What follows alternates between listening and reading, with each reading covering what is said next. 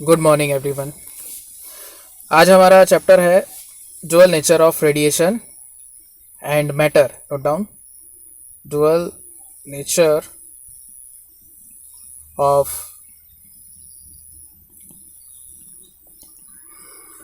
Radiation and matter.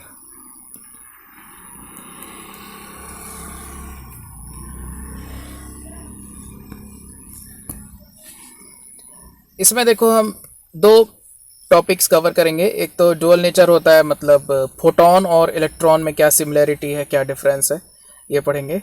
Photons and electrons. इसके बाद हम फोटो इलेक्ट्रिक इफेक्ट डिस्कस करेंगे। ये सेशन होगा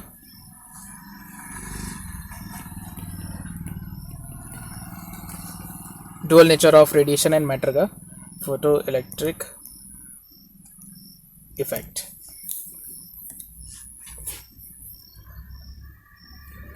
सो what is photon? First of all, photon क्या होता है? जो हमारी इलेक्ट्रोमैग्नेटिक वेव्स होती हैं, इलेक्ट्रोमैग्नेटिक वेव्स, ट्रांसवर्स कैरेक्टर होता है इसमें।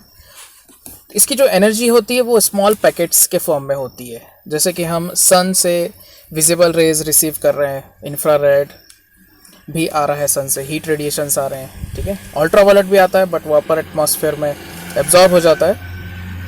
तो वो जो एनर्जी होती है वो हमको किस फॉर्म में मिल रही हैं? फोटॉन्स के फॉर्म में मिल रही हैं, ठीक है।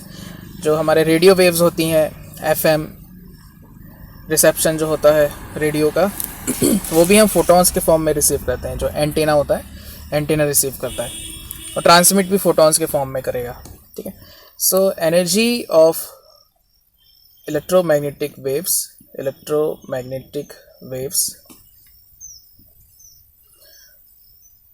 is transferred in the form of small discrete packets of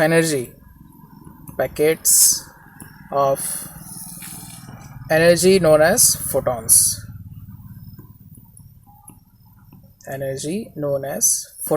ठीक है। ये तो चलो डेफिनेशन हो गया।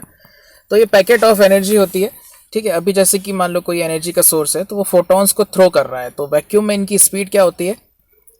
लाइट की स्पीड के बराबर। In vacuum they travel with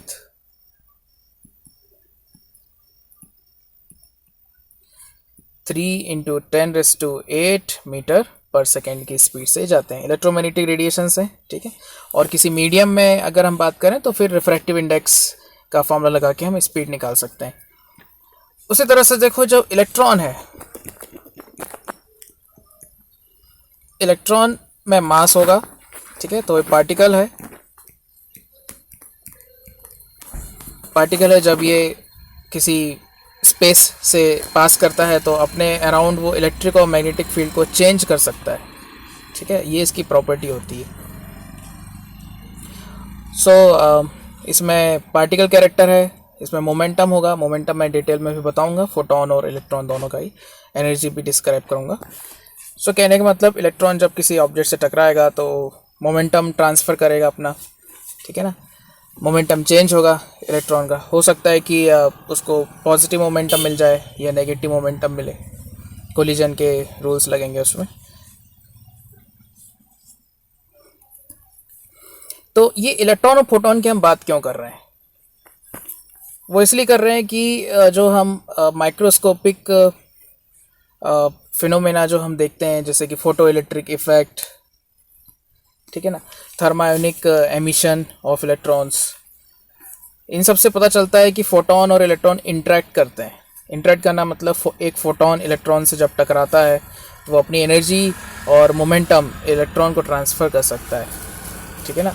उसी तरह से इलेक्ट्रॉन भी जब फोटोन प्रोड्यूस कर सकता है, इलेक्ट्रॉन अपनी एनर्जी लूज़ करके फोटोन को एमिट कर सकता है, ठीक है ना। तो ये कुछ एक्सपेरिमेंट्स हैं जो ये प्रूफ करते हैं कि फोटोन और इलेक्ट्रॉन में एक जैसे कैरेक्टर हैं, ठीक है ना, और दोनों एक दूसरे को प्रोड्यूस कर सकते हैं। देखो ध्यान से, जैसे कि डिफरेंस की अब मैं बात करता हूँ, दोनों का डिफरेंस क्या है नेक्स्ट पेज में देखो। सबसे पहले मास की बात करूँगा। इलेक्ट्रॉन में मास होता है, फोटोन में नहीं होता है। Electron has mass of 9.1 into 10⁻³ kg, ठीक है ना। और फोटोन में कोई मास नहीं होता है। फोटोन हैज़ 0 मास, ठीक है। अभी जैसे कि एनर्जी की अगर बात करें, सो इलेक्ट्रॉन के लिए एनर्जी क्या हो जाएगी, उसकी kinetic energy. Electron has,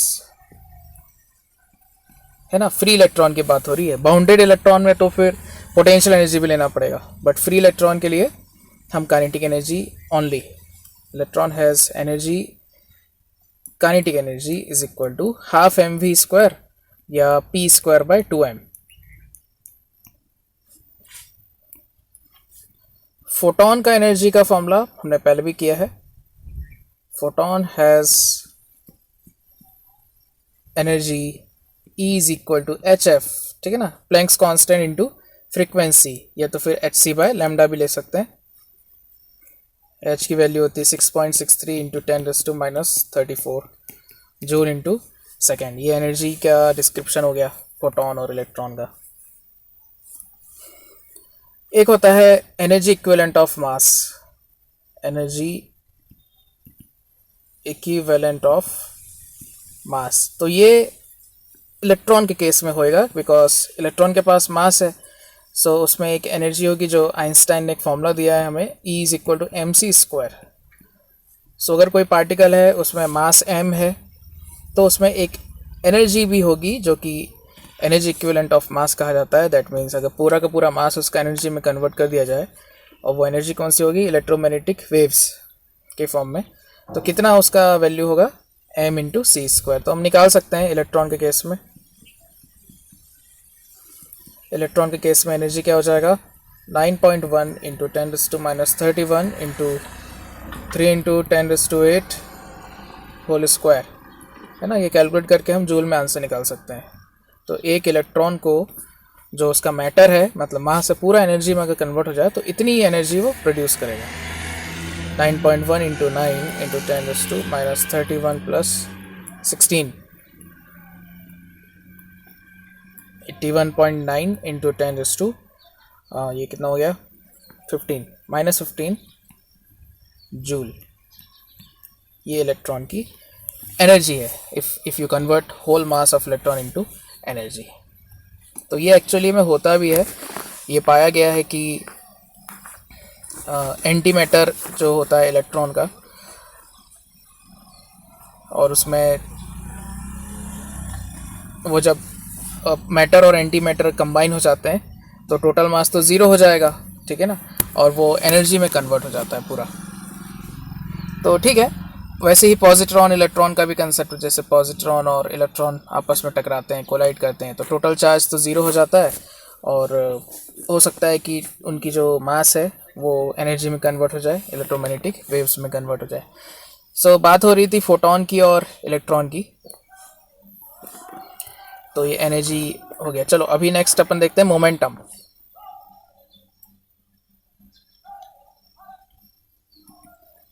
momentum का वैसे तो फॉर्मूला हम पढ़े हैं m इंटू वी, ठीक है ना। तो इलेक्ट्रॉन के लिए मोमेंटम का formula p is equal to M V, या काइनेटिक एनर्जी के टर्म्स में हो जाएगा √2m k, where k is kinetic energy, kinetic energy. अभी यहाँ से देखो, एक मोमेंटम का एक बहुत अच्छा कंसेप्ट है जो डी ब्रोगली साइंटिस्ट था, डी ब्रोगली, उसने एक इक्वेशन दी है, डी ब्रोगली, उसे कहा जाता है डी ब्रोगली वेव इक्वेशन। ये डुअल नेचर को डिस्क्राइब करता है फोटोन और इलेक्ट्रॉन का, ठीक है। मतलब पार्टिकल में वेव कैरेक्टर होगा और वेव में पार्टिकल कैरेक्टर होगा। अकॉर्डिंग टू डी ब्रोगली उसने जो फॉर्मूला दिया है वो ये है, lambda is equal to H upon p. ये फॉर्मूला है। P is linear momentum and lambda is wavelength of radiation.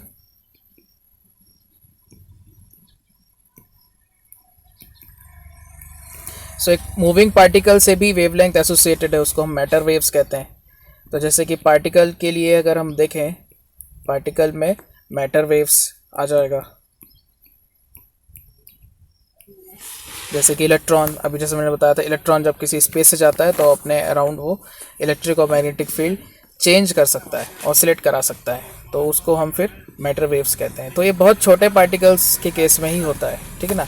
अभी जैसे मैं एक बात करूं कि बॉल है, ये कार है, ठीक है ना, या रॉकेट है, तो इनके मास बहुत ज़्यादा है, तो इनके करस्पॉन्डिंग जो हम देखें तो वेवलेंथ बहुत ज़्यादा आएगी, एनर्जी बहुत कम आएगी, ठीक है।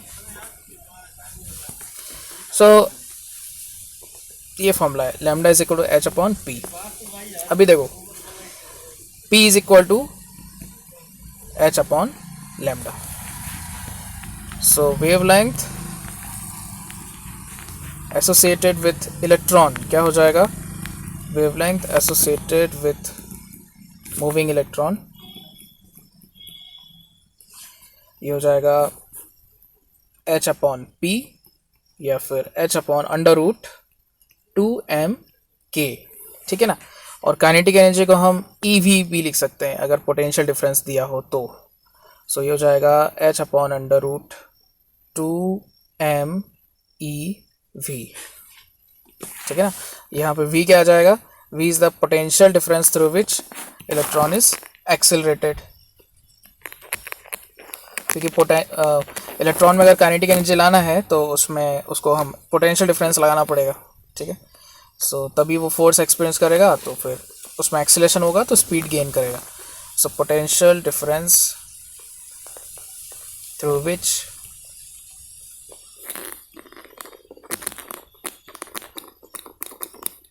इलेक्ट्रॉन इज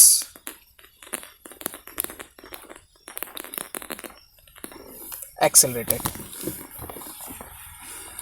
तो ये फॉर्मूला है, ठीक है ना, मोमेंटम के टर्म्स में, काइनेटिक एनर्जी और मास के टर्म्स में, पोटेंशियल डिफरेंस, चार्ज और मास के टर्म्स में। ये तीन फॉर्मूले, तीनों से हमको वेवलेंथ मिलेगा।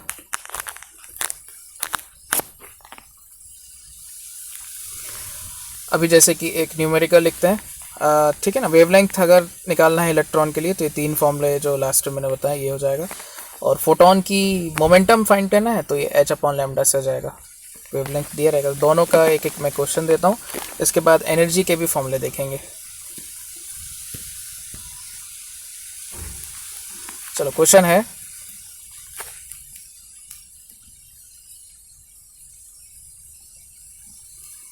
Find momentum of photon of frequency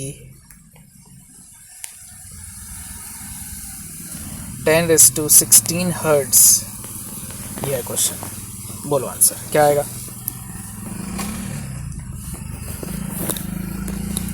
एक तो ये क्वेश्चन है, इसके नीचे को लिख देता हूँ, फोटोन हैज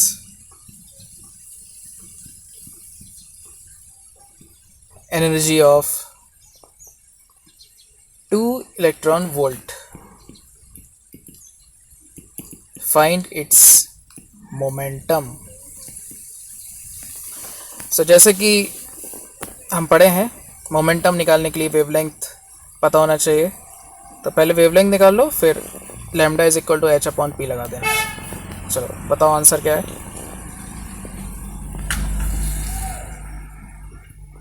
और लास्ट क्वेश्चन आसान सा है, wavelength of photon is 6000 angstrom, find its momentum।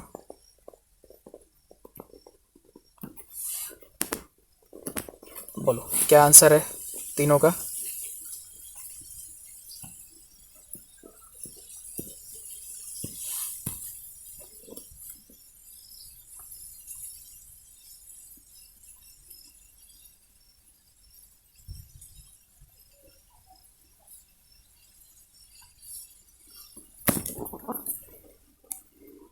First कैसे होगा,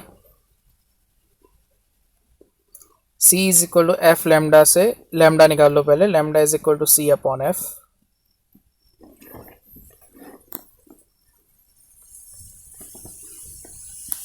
three into 10⁸ by frequency 10⁻16, so 3 into 10⁻⁻8 metre.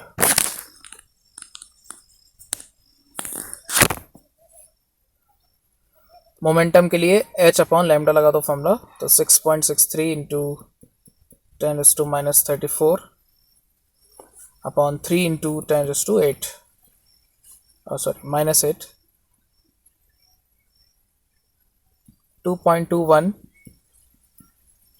Into 10⁻26, ठीक है ना calculation, kg metre per second. ये आ गया मोमेंटम। सेकेंड कैसे होगा, एनर्जी दिया है, अभी देखना मोमेंटम पूछा है तो P is equal to H upon lambda लिख सकते हैं, ठीक है ना, और एनर्जी होता है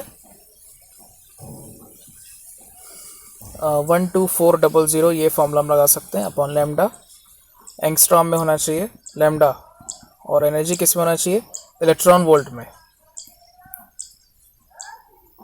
So lambda in angstrom is equal to 12400 upon 2, 6200 angstrom. तो अब यहाँ से मोमेंटम निकल लेंगे, 6.63 इंटू 10⁻⁻34 अपॉन 6200 इंटू 10⁻⁻10, ठीक है ना। सॉल्व कर लो इसको, आंसर आ जाएगा। और थर्ड क्वेश्चन क्या है, wavelength of photon is 6000 angstrom, find its momentum. Direct formula है, momentum is equal to h by lambda, तो 6.63 into 10⁻⁻34 by 6000 into 10⁻⁻10। Okay clear, kg metre per second यहाँ से जाएगा।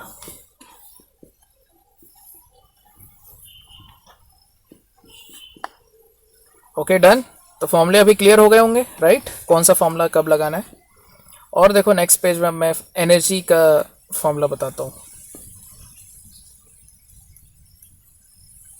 एनर्जी को अगर वेवलेंथ के टर्म्स में लिखें तो फोटोन की एनर्जी का क्या फॉर्मूला है, एनर्जी ऑफ फोटोन, तो E is equal to H C by lambda, ठीक है ना। अच्छा मोमेंटम क्या है फोटोन का, P is equal to H upon lambda, तो एनर्जी का एक नया फॉर्मूला आ गया, E is equal to P C, ठीक है ना। फोटोन की एनर्जी मोमेंटम के टर्म्स में Pc, और वेवलेंथ दिया हुआ है तो एच सी बाय लैम्डा, और फ्रीक्वेंसी दिया हुआ है तो HF। समझ आ गया, ये फोटोन की एनर्जी है, फ्रीक्वेंसी दिया है, वेवलेंथ दिया है, या मोमेंटम दिया हुआ है, तो एनर्जी कैसे आएगी, ये तीन फॉर्मूले आ गए।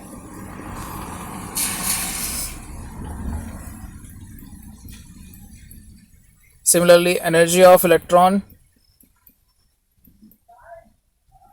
इलेक्ट्रॉन की एनर्जी की अगर बात करें तो वैसे तो वो काइनेटिक एनर्जी होती है,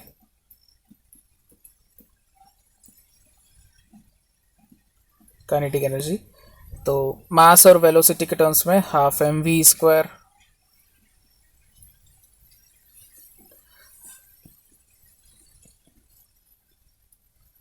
p² बाय 2m, ये मोमेंटम के टर्म्स में आ गया। और वेवलेंथ के टर्म्स में अगर लिखना है तो P is equal to H upon lambda लिख लो, P को h बाय लैम्डा रख लें, है ना, डी ब्रोगली वेव इक्वेशन से। सो h² अपॉन 2m λ², ठीक है, समझ में आया, ये फॉर्मूले मास स्पीड के टर्म्स में, मोमेंटम मास के टर्म्स में, और मास और वेवलेंथ के टर्म्स में ये फॉर्मूले हैं।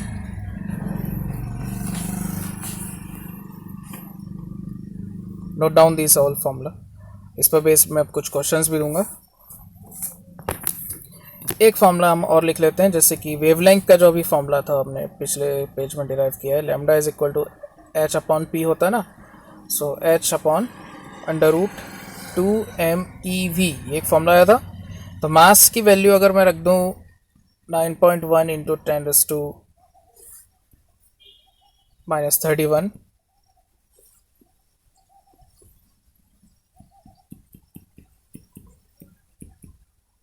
इलेक्ट्रॉनिक चार्ज 1.6 इंटू 10⁻⁻19 कूलम है ना मैग्नीट्यूड, और एच की वैल्यू रख दिया जाए तो 6.63 इंटू 10⁻34, और वी को वोल्ट में रखा जाए, ठीक है ना। तो लैम्डा की वैल्यू एंगस्ट्रॉम में आएगी, उसका एक डायरेक्ट फॉर्मूला है, lambda in angstrom is equal to 12.3 upon root of we.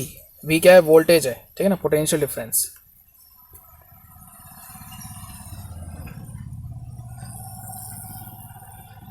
ये एक डायरेक्ट फॉर्मूला है। इलेक्ट्रॉन को किस वोल्टेज में एक्सेलरेट किया गया, अगर वो दिया है क्वेश्चन में, so we can find out de Broglie wavelength using this direct formula. ये फॉर्मूला केवल इलेक्ट्रॉन के लिए, ध्यान रखना, फोटॉन के लिए नहीं है, ओनली फॉर इलेक्ट्रॉन, ठीक है। Note down all this formula.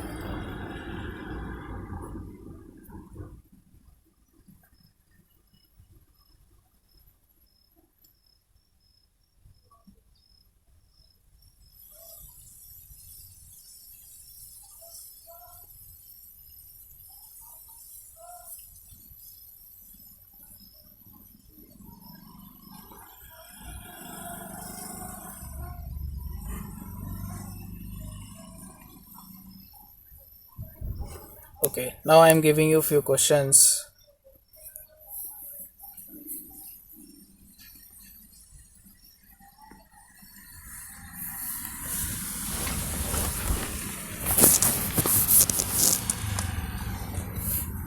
Energy निकालना है, ठीक है ना।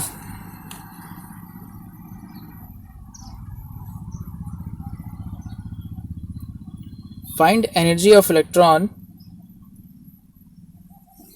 whose de Broglie wavelength is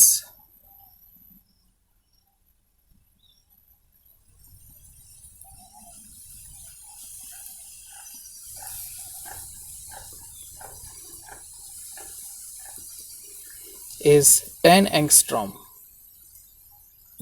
ये है question.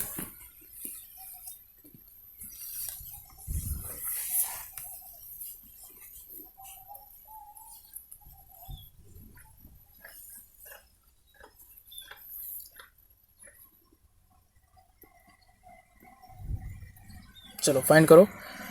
An electron travels with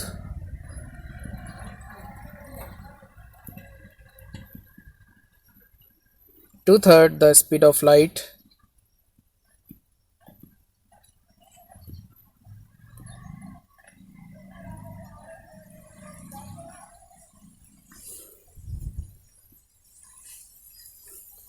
find de Broglie wavelength associated with it।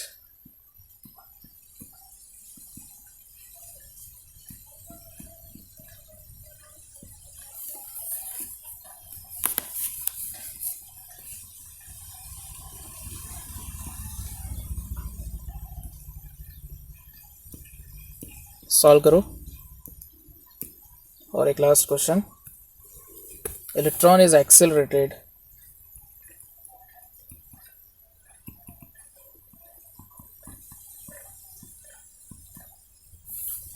through potential difference of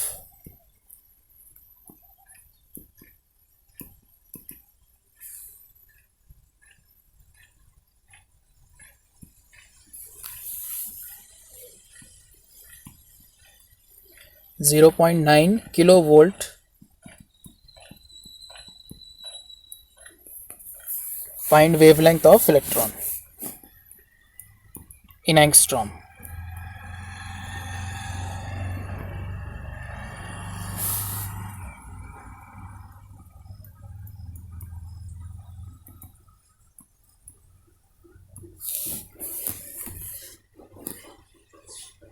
So these all are basic questions, formula based and basic concept पर based है।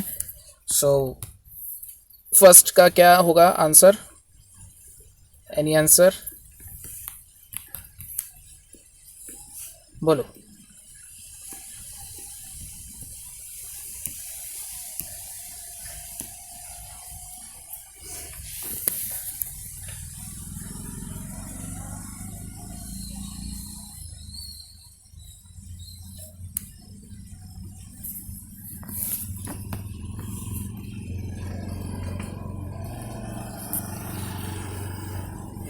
Energy निकालना है electron की, wavelength दिया हुआ है, ठीक है ना। कैसे निकालेंगे बोलो आंसर, कैसे फाइंड होगा? यहाँ से निकाल सकते हैं, lambda is equal to H upon under root 2m E, capital E. Capital E क्या है? एनर्जी है।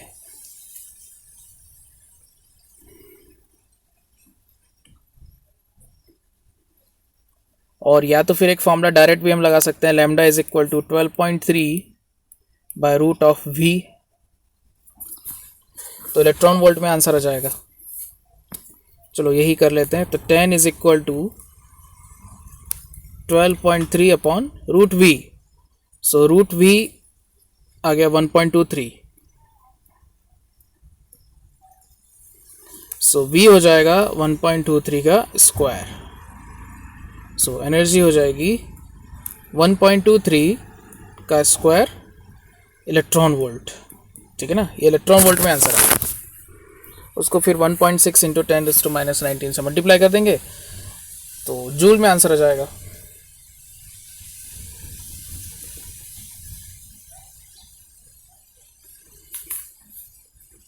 One 1.23 square into 1.6 into 10⁻⁹ joule, ठीक है। समझ आया? यहां से भी डायरेक्ट आ सकता था। Next question, electron travels with 2/3 speed of light, find de Broglie wavelength associated with it.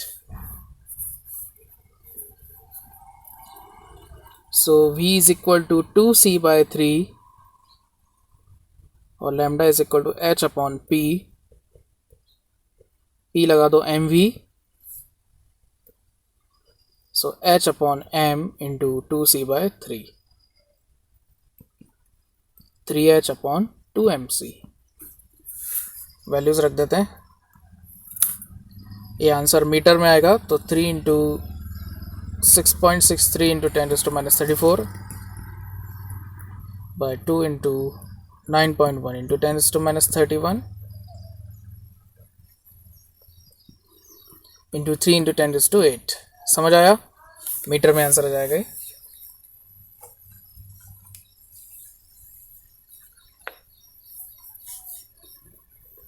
Last question कैसे होगा?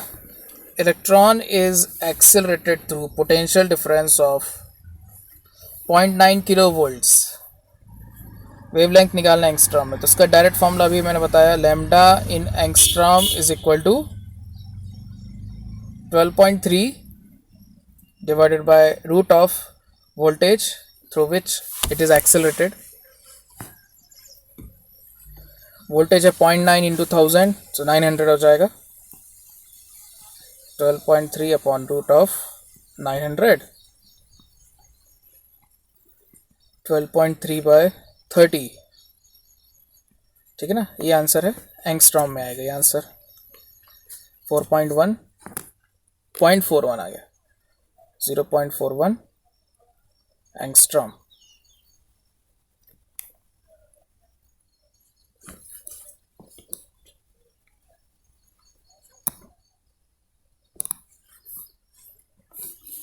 Okay, clear?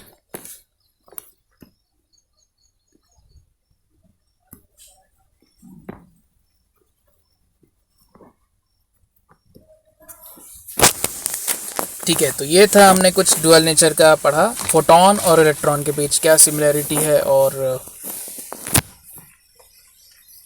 क्या डिफरेंस है, उनकी एनर्जी के क्या फॉर्मूला है, मोमेंटम के क्या फॉर्मूला है।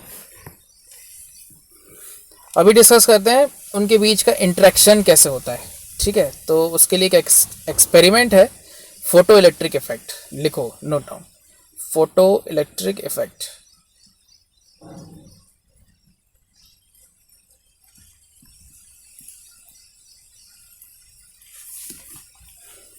जैसे कि नाम से ही पता चल रहा है फोटो, तो यहाँ पे फोटोन से मतलब है इसका इलेक्ट्रिक, तो यहाँ से इलेक्ट्रॉन से मतलब है, और इफेक्ट को हम लिख सकते हैं इंट्रैक्शन,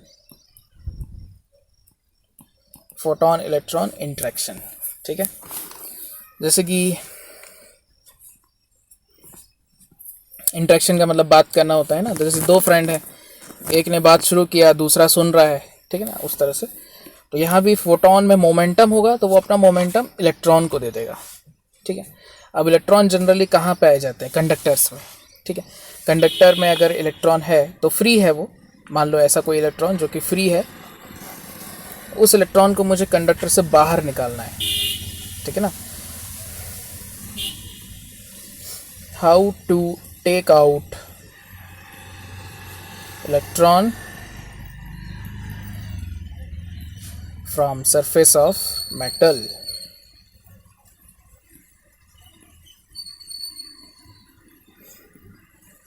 कोई मेटल की सरफेस है, उस मेटल सरफेस से एक इलेक्ट्रॉन को बाहर निकालना है, तो क्या करना पड़ेगा?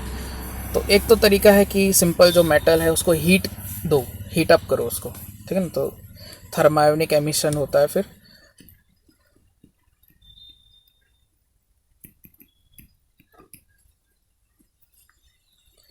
thermionic emission. If you keep on giving heat to metal, so at one particular temperature the electron will acquire sufficient energy to leave the surface of metal. ठीक है ना, एक तो तरीका ये है, और एक तरीका है फोटॉन से। इलेक्ट्रोमैग्नेटिक रेडिएशन को जब हम इंसिडेंट करते हैं किसी मेटल सरफेस में, तो इलेक्ट्रॉन का इजेक्शन होता है, एमिशन होता है। ठीक है ना, तो उसी को हम फोटो इलेक्ट्रिक इफेक्ट कहते हैं। सो देखो, when electromagnetic radiation of sufficient energy, electromagnetic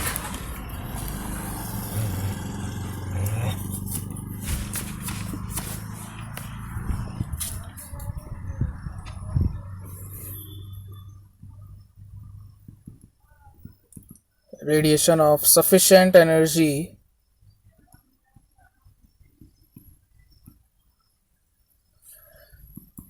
is incident on metallic surface,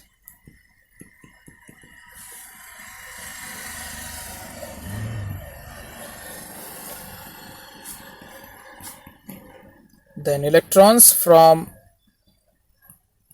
surface are emitted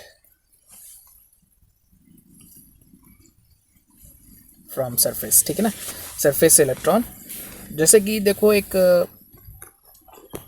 मान लो कि एक टेबल है, टेबल में एक बॉल रखी हुई है। ठीक है ना, जैसे वो बिलियर्ड्स होता है ना, पूल गेम, तो दूसरा बॉल से हम हिट करते हैं पहली बॉल को, जैसे फर्स्ट है और ये सेकंड है, तो सेकंड बॉल को हमने हिट किया और second ball once first ball से जाके टकराती है, तो दोनों में कोलिजन होता है, तो फर्स्ट बॉल अपनी पोजीशन से डिस्टर्ब हो जाती है, हट जाती है वहाँ से। ठीक है ना, बिकॉज उसमें फोर्स लगा। तो हम कह सकते हैं कि सेकंड बॉल ने अपना कुछ मोमेंटम फर्स्ट बॉल को दे दिया, और एनर्जी भी फर्स्ट बॉल को दे दी। ठीक है ना, कुछ हीट भी प्रोड्यूस होता है वहाँ पर। तो यहाँ पर क्या हो रहा है, एक रेडिएशन है, तो रेडिएशन में फोटॉन्स होगा,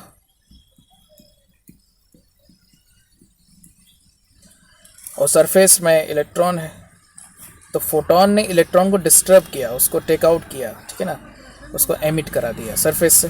तो इससे हम कह सकते हैं कि फोटॉन ने अपना मोमेंटम किसको दे दिया? इलेक्ट्रॉन को दे दिया। अपनी एनर्जी किसको दे दी? इलेक्ट्रॉन को दे दी।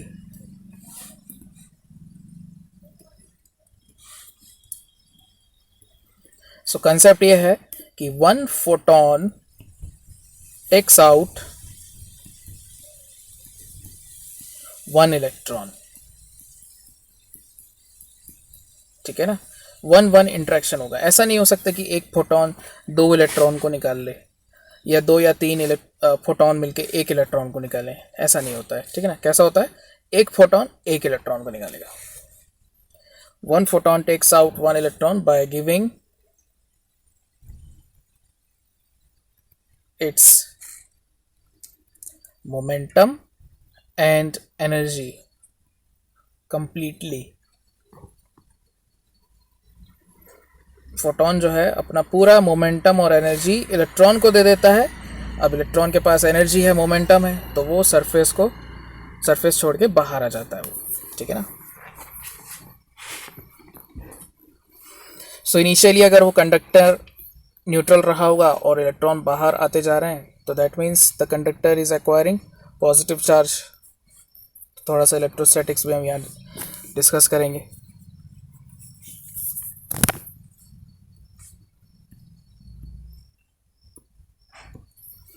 थोड़ा और डिटेल में पढ़ते हैं। चलो ये टॉपिक देखो, मान लो कि ये मेटालिक सरफेस है, ये लेयर्स में है, ये मेटल देख सकते हो। ये पहली लेयर होगी सपोज, फर्स्ट लेयर, इसके पीछे सेकेंड लेयर है, फिर थर्ड लेयर है, फोर्थ लेयर है, ठीक है ना। अभी यहाँ से रेडिएशन आया, बेसिकली एक फोटोन आया, this is photon of radiation.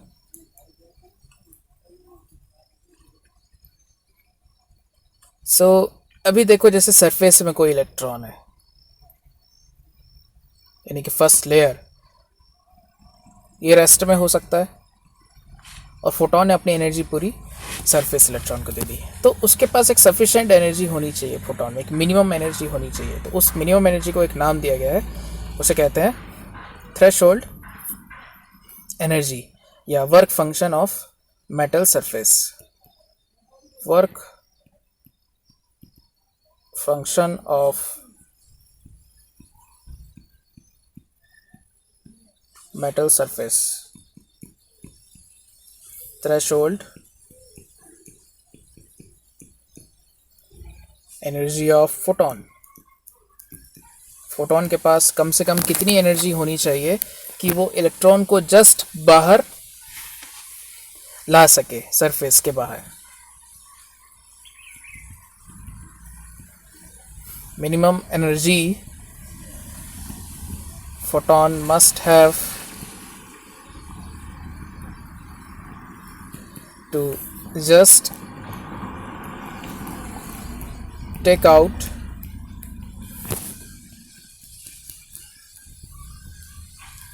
electron from metallic surface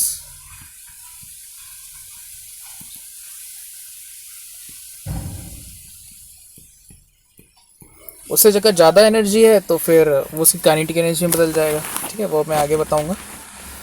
अभी देखो इसको फाई से हम डिनोट करते हैं, वर्क फंक्शन को फाई से डिनोट किया जाता है। जैसे कि एग्जांपल, फोटोन के पास एनर्जी है, photon has energy of 3 electron volt and work function है 5 इलेक्ट्रॉन वोल्ट, ठीक है। तो क्या इलेक्ट्रॉन बाहर आ पाएगा, सरफेस से बाहर आ पाएगा क्या? सोच के बताओ। Will electron come out of this metallic surface if photon has energy 3 electron volt and work function of metal is 5 electron volt?